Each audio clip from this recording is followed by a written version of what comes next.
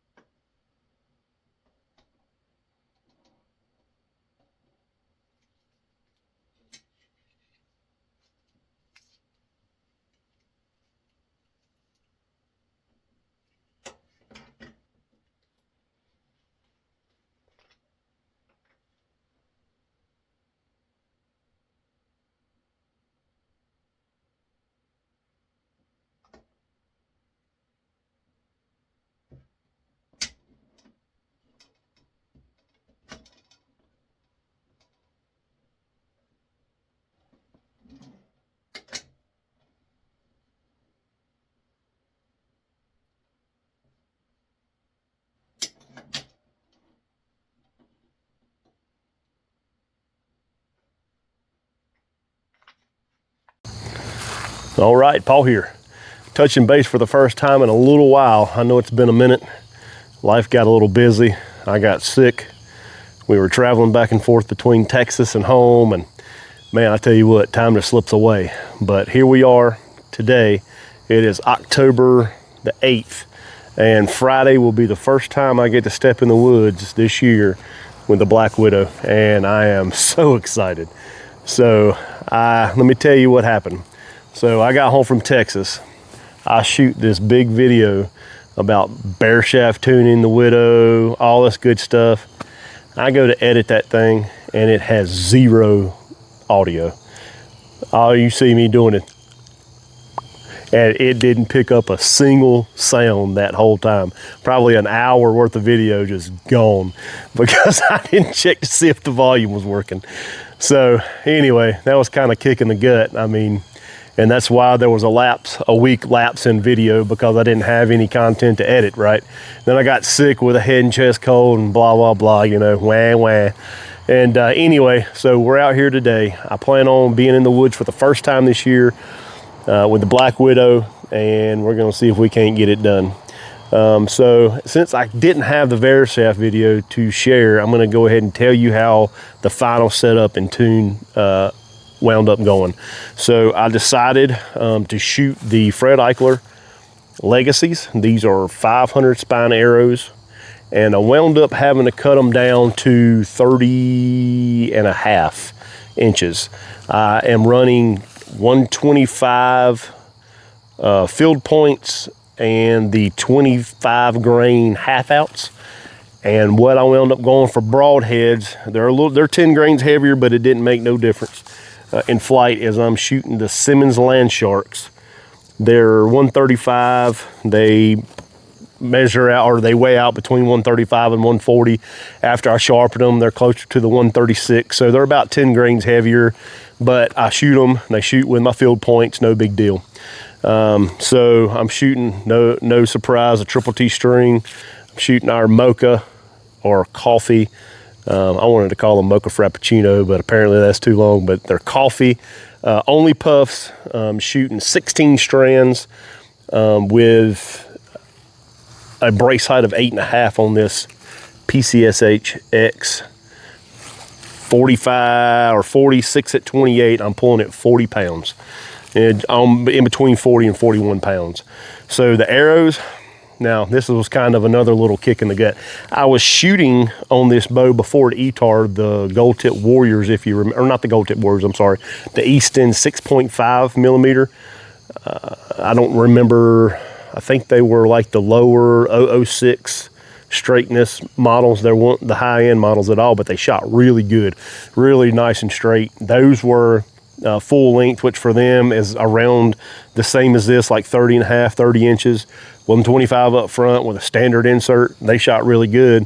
So I figured these would be pretty close. So when I started bare shaft tuning, I cut them down to an inch longer than those and then trimmed down until they were shot perfect. So that's the process that I took through in the video, and I'll do another one later, but I mean, you can't uncut arrows now. So it's kind of shot myself in the foot. But the Legacies, oddly enough, wound up being almost the same grain total weight as the 6.5 Eastons, which I was wanting a little bit heavier arrow due to the fact that the point on for this thing in a low anchor, my barebow anchor, was like 37 yards, and I didn't want that for a deer stand. So if you see it in that first shot, I've adopted that high anchor again. I'm right under the eye. And what's really nice is these nice flat shooting light arrows from like 10 yards back to like 23, I am on just about on the animal the whole time. So at 10 yards, I'm maybe 2 inches under the belly. At 15 yards, I'm on belly line. 20 yards, I'm an inch into the belly line, and it just walks itself up to 25 yards. So basically from 15 to 25, I'm on animal the whole time, which is awesome. It's very mentally relaxing knowing that my point's going to be on that fur at all distances.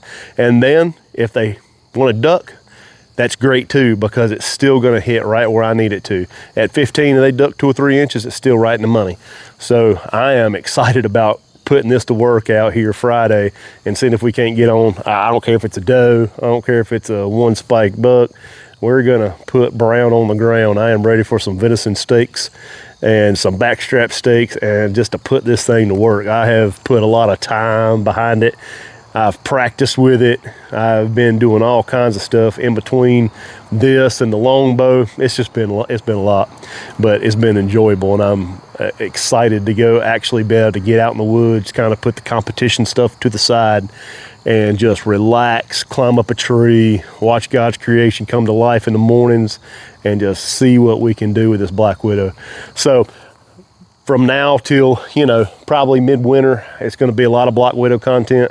I'm going to be doing a lot of practicing with it. I'm going to be dialing in the setup with it.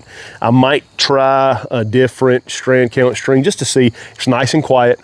I like how it's shooting now, but I did discover something a little odd, which I didn't really realize. I always figured, you add strand counts to a string, that's going to slow the bow down, whatever. But actually, the science behind that doesn't hold true.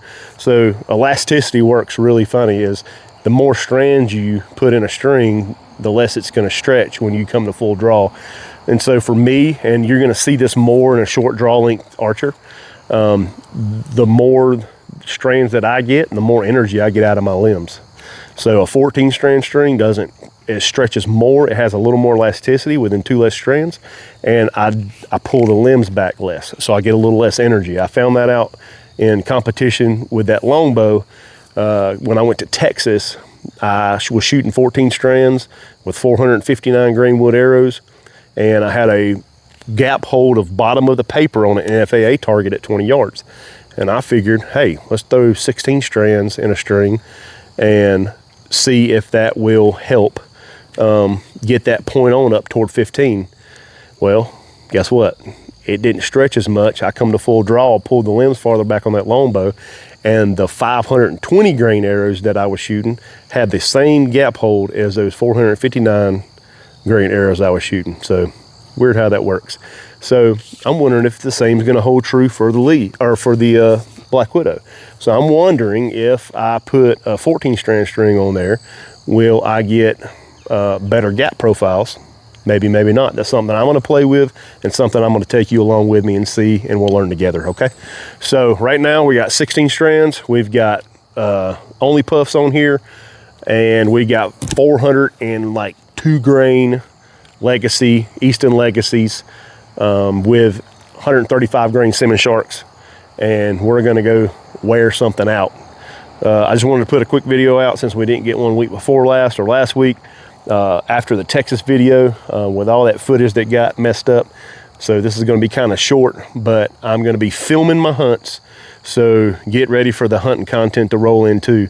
And I'm excited about that too. So wish me luck Friday, and I'll get back to you and we'll let you know how it goes. This is Paul Hound signing off. Y'all shoot straight. God bless.